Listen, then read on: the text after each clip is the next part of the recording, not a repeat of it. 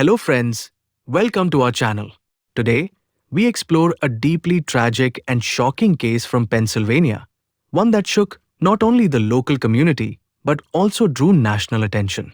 In 2021, 14-year-old Claire Miller fatally stabbed her older sister, Helen Miller, a young woman who lived with cerebral palsy and required a wheelchair. Claire and Helen lived together with their family in Manheim Township, Pennsylvania. Helen, 19 years old, had limited mobility and required constant care, which was primarily provided by her family. Claire, meanwhile, was a teenager with access to social media, including a TikTok account where she posted videos to a small following.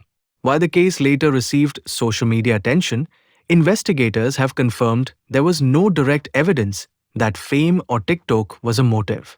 In the early hours of 22nd February 2021, Claire made a phone call to 911 confessing to the stabbing. When police arrived, they found Helen in her bedroom with fatal stab wounds to her neck. Emergency personnel attempted life-saving measures, but tragically, Helen was pronounced dead shortly after. Claire was immediately taken into custody. Given the seriousness of the crime and Pennsylvania laws allowing juveniles to be tried as adults in homicide cases, she faced adult criminal charges. Investigators reported that Claire had been dealing with mental health challenges, including depression and psychotic symptoms.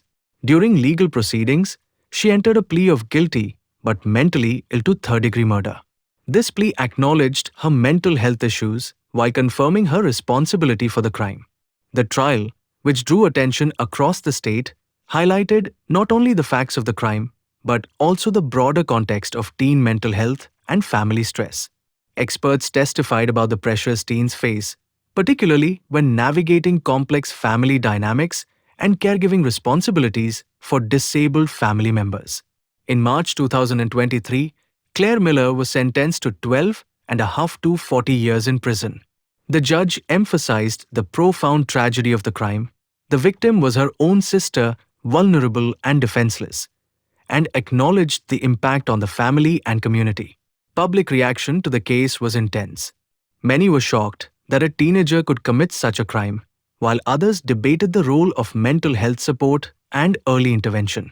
It sparked conversations about the responsibilities of families, schools, and communities in monitoring the mental well-being of teens. It is important to note that while Claire's presence on TikTok was reported in the media, there is no verified connection between social media activity and the motive for this crime.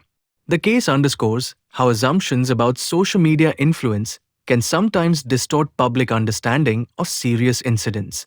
The Claire Miller case serves as a cautionary tale.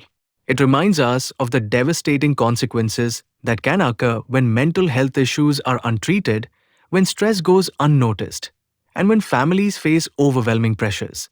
It also highlights the delicate balance of accountability and compassion in the justice system, particularly for young offenders.